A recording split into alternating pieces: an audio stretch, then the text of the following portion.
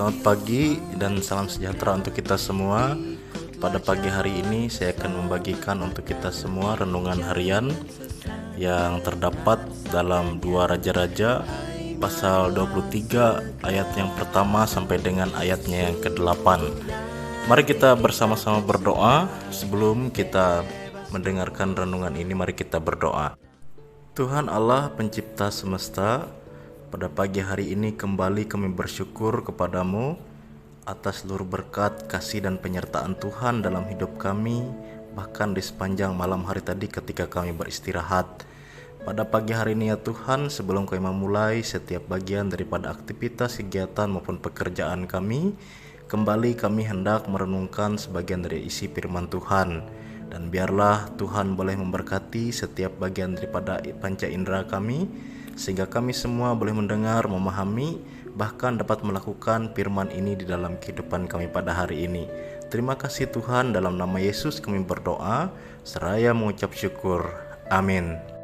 Mari bersama saya ajak saudara sekalian untuk membaca Alkitab kita pada hari ini, yang terdapat dalam 2 Raja-Raja pasal 23 ayat yang pertama sampai dengan ayat yang ke-8. Demikian firman Tuhan saya bacakan untuk kita.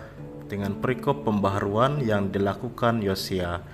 Sesudah itu raja menyuruh orang mengumpulkan semua tua-tua Yehuda dan Yerusalem. Kemudian pergilah raja ke rumah Tuhan dan bersama-sama dia semua orang Yehuda dan semua penduduk Yerusalem, para imam, para nabi dan seluruh orang awam dari yang kecil sampai yang besar. Dengan didengar mereka, ia membacakan segala perkataan dari kitab perjanjian yang ditemukan di rumah Tuhan itu. Sesudah itu berdirilah raja dekat tiang, dan diadakannya lah perjanjian di hadapan Tuhan untuk hidup dengan mengikuti Tuhan dan tetap menuruti perintah-perintahnya, peraturan-peraturannya dan ketetapan-ketetapannya dengan segenap hati dan dengan segenap jiwa, dan untuk menepati perkataan perjanjian yang tertulis dalam kitab itu. Dan seluruh rakyat turut mendukung perjanjian itu. Raja memberi perintah kepada imam besar Hilkia dan kepada para imam tingkat 2 dan kepada para penjaga pintu untuk mengeluarkan dari bait Tuhan segala perkakas yang telah dibuat untuk Baal dan Asyera dan untuk segala tentara langit. Lalu dibakarnyalah semua itu di luar kota Yerusalem di padang-padang Kidron, dan diangkutnyalah abunya ke Betel. Ia memberhentikan para imam dewa asing yang telah diangkat oleh raja-raja Yehuda untuk membakar korban di bukit pengorbanan di kota-kota Yehuda dan di sekitar Yerusalem. Juga orang-orang yang membakar korban untuk Baal, untuk dewa matahari, untuk dewa bulan, untuk rasi-rasi bintang dan untuk segenap tentara langit. Dibawanyalah tiang-tiang berhala dari rumah Tuhan keluar kota Yerusalem ke sungai Kidron, lalu dibakarnyalah di situ dan ditumbuknya halus-halus menjadi abu. Kemudian dicampurkannyalah abunya ke atas kuburan rakyat jelata. Ia merobohkan petak-petak pelacuran bakti yang ada di rumah Tuhan, tempat orang-orang perempuan bertenun sarung untuk Asyera. Disuruhnyalah datang semua imam dari kota-kota Yehuda, lalu ia menajiskan bukit-bukit pengorbanan tempat para imam itu membakar korban dari Geba sampai Barsheba. Dirobohkannya pula bukit-bukit pengorbanan di pintu-pintu gerbang yang ada dekat lubang pintu gerbang Yosua, penguasa kota itu, yang ada pada sebelah kiri kalau orang memasuki pintu gerbang kota itu. Demikianlah pembacaan Alkitab untuk kita. Tuhan Yesus bersabda, setiap orang yang mendengar perkataanku ini dan melakukannya, ia sama dengan orang yang bijaksana yang mendirikan rumahnya di atas batu. Amin. Reformasi Yosia. Yosia tetap melakukan pembaruan walaupun bangsanya tidak akan luput dari hukuman Tuhan. Dia tetap berharap bahwa Tuhan akan mengampuni Yehuda. Tetapi sekalipun tidak, apa yang dia kerjakan memang sudah sepantasnya dikerjakan oleh siapapun yang taat kepada Tuhan. Menaati Tuhan dan menjalankan apa yang dia firmankan bukanlah sesuatu yang memerlukan perhitungan untung dan rugi. Menaati dia dan menjalankan firman-Nya adalah kewajiban mutlak setiap orang yang percaya kepadanya. Maka Yosia pun menjalankan terus reformasinya. Hal pertama yang dilakukan adalah menekankan perjanjian antara Allah dengan umat-Nya. Israel dan Yehuda berdosa karena mereka telah melanggar perjanjian dengan Allah. Pertobatan sejati hanya mungkin terjadi kalau seluruh umat Tuhan menyadari dua hal, yaitu bahwa Allah telah setia kepada perjanjiannya dan seluruh manusia telah gagal dalam menaati perjanjian itu. Setelah mengingatkan kembali kegagalan Yehuda dan Israel untuk menaati perjanjian dengan Allah yang setia, maka Yosia mengadakan pembersihan di tengah-tengah Yehuda. Imam-imam, dewa-dewa asing diberhentikan dan segala yang berkaitan dengan Baal dan dewa-dewa palsu lainnya dihancurkan oleh Yosia. Dia benar-benar mengadakan pembersihan untuk menghilangkan sama sekali efek dosa dan pengaruhnya yang mungkin akan bangkit di waktu yang akan datang. Ini dilakukan Yosia agar belas kasihan Tuhan tiba pada Yehuda. Jika Tuhan mau mengampuni, maka pastilah pengampunan Tuhan itu akan terjadi. Jika daerah Yehuda telah bebas dari berhala dan dari imam-imam berhala tersebut. Tetapi seandainya pun Tuhan tetap tidak mau mengampuninya, maka setidaknya penundaan penghukumannya terjadi sehingga Yehuda masih memiliki waktu sedikit lebih lama untuk bertahan. Yosia pun tidak menjadi putus asa walaupun Tuhan telah mengatakan akan tetap menghancurkan Yehuda. Yosia juga menghancurkan segala patung berhala dan mesbah-mesbah korban. Ini bukan hanya untuk mencegah tindakan penyembahan berhala itu muncul lagi di waktu yang akan datang, tetapi juga merupakan tindakan yang didorong oleh kebencian yang sangat terhadap berhala-berhala itu. Penghancuran ini merupakan pernyataan kejijikan Yosia terhadap segala berhala, bukan sekedar menghindarkan diri dari dosa, tetapi juga membenci dosa dengan sepenuh hati. Sisi lain dari mengasihi Allah adalah membenci dosa. Sebagaimana besarnya kasih kita kepada Allah, sedemikian juga besarnya kebencian kita kepada dosa. Hal yang dapat kita renungkan dari bagian ini adalah yang pertama, kegigihan Yosia untuk membersihkan segala hal yang berkaitan dengan berhala di daerah Yehuda, bahkan seluruh Israel. Ini juga yang harus terjadi di dalam hidup kita. Menghancurkan dosa di dalam diri kita, kebiasaan-kebiasaan kita, perbuatan kita, dan bahkan di dalam pikiran kita.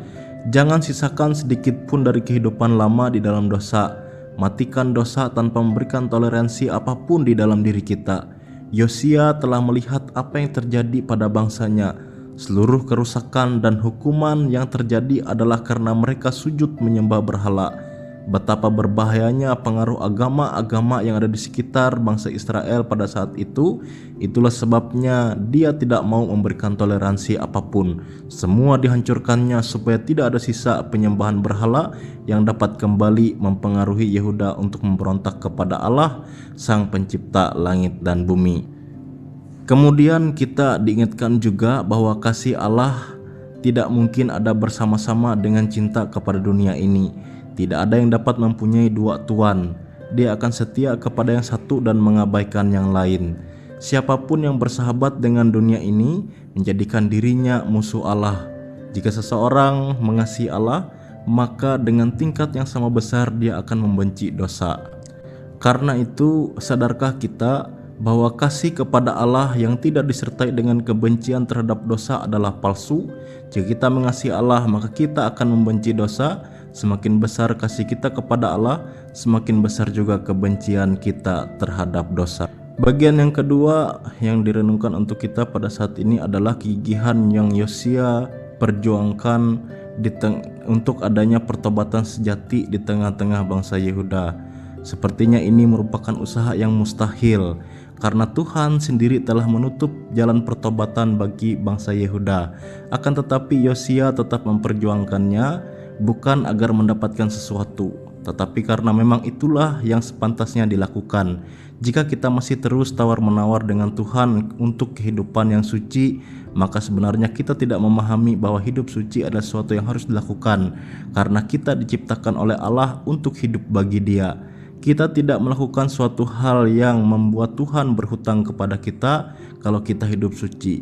Kehidupan yang setia kepada Allah, yang mengasihi Dia, dan yang berfokus hanya kepada Dia merupakan kehidupan yang sepantasnya kita lakukan. Bahkan sebenarnya kita berhutang untuk hidup suci kepada Allah, karena Allah telah menciptakan kita berbuat benar, meninggalkan dosa, hidup suci, dan ketaatan mutlak kepada Allah adalah bagian yang harus dilakukan setiap orang di dalam kebersamaannya, di dalam ruang lingkup persekutuan. Hidup untuk Allah dan meninggalkan dosa adalah sesuatu yang memang harus ada pada diri kita. Jadi bukan untuk mendapatkan sesuatu, melainkan itu adalah bagian sifat alamiah kita, orang-orang yang mau menjadi umat Tuhan. Sama seperti ikan, hidupnya ada di air, bukan untuk mendapatkan pujian atau upah, tetapi memang itu adalah bagian daripada sifat alaminya dan kehidupannya adalah ada di air. Demikian juga orang percaya hidup suci dan meninggalkan dosa, karena inilah yang sesuai dengan bagian daripada sifat alamiah kita yang telah diperbaharui. Mari belajar untuk hidup benar, bukan supaya diberkati, tetapi karena memang itulah yang harus dilakukan oleh setiap orang yang telah menjadi umatnya. Amin. Mari kita bersama-sama berdoa. Tuhan Allah, pencipta langit dan bumi, Tuhan sang pemberi kehidupan kepada kami sebagai umat manusia, pada pagi hari yang indah ini kami bersyukur dan terima kasih kepadamu ya Tuhan, atas seluruh berkat kasih karunia yang Tuhan limpahkan dalam kehidupan kami hari lepas hari. Kami percaya hari kemarin telah kami jalani bersama, baik secara pribadi maupun di dalam kehidupan keluarga kami, semuanya boleh terlaksana dengan baik atas pertolongan Tuhan. Demikian hingga hari ini Tuhan masih melimpahkan kepada kami kekuatan dan kesehatan yang baru untuk kami menjalani setiap aktivitas, kegiatan, bahkan pekerjaan kami pada hari ini. Kami mau datang kepada Tuhan untuk memohon dan berdoa agar setiap bagian daripada jemaat Tuhan dimanapun berada pada saat ini, setiap bagian daripada diri kami yang mempersiapkan diri untuk memasuki setiap aktivitas pekerjaan kami pada hari ini boleh diberkati oleh Tuhan, sehingga apapun yang kami kerjakan dan juga apapun dan kemana kami pada saat ini melakukan perjalanan, senantiasa Tuhan boleh menyertai dan memberkatinya. Kami menaikkan doa syafaat kami untuk jemaat Tuhan di Galilea, Datah Koto, dan juga di Olung Hanangan. Biarlah Tuhan boleh memberkati pribadi lepas pribadi, keluarga demi keluarga, diberikan kekuatan, kesehatan, umur panjang datang daripada Tuhan. Diberkati kami sebagai kepala keluarga dengan penuh tanggung jawab agar kami dapat melaksanakan segala sesuatunya dengan baik. Bahkan pekerjaan usaha kami diberkati oleh Tuhan, sehingga apapun yang menjadi beban, apapun yang menjadi tanggung jawab kami pada saat ini, semuanya dapat kami lakukan dengan baik dan penyertaan daripada Tuhan.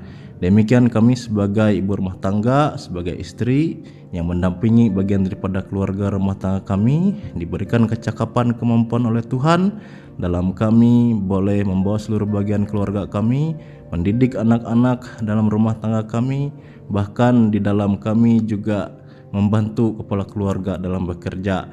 Berkati kami sebagai anak-anak, buah cinta kasih dalam keluarga. Biarlah setiap harapan, cita-cita, rencana ke depan diberkati oleh Tuhan, dan juga Tuhan boleh menyertai kehidupan kami hari lepas hari. Diberkati seluruh hamba-hamba Tuhan dimanapun berada, diberkati juga seluruh bagian daripada pemerintah kami.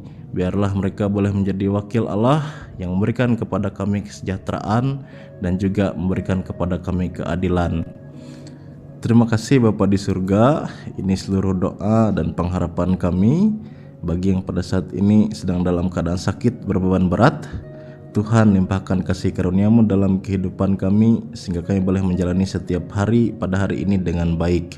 Terima kasih Bapa, dalam Tuhan kami Yesus Kristus kami berdoa, seraya berdoa sebagaimana Engkau ajarkan kepada kami demikian. Bapa kami yang ada di surga, dikuduskanlah nama-Mu, datanglah kerajaan-Mu, jadilah kehendak-Mu di bumi seperti di surga.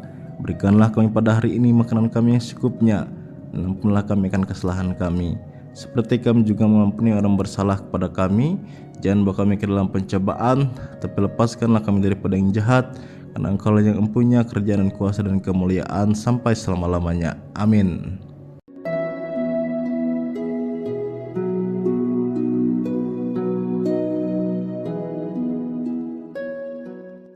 Tuhan memberkati engkau dan melindungi engkau.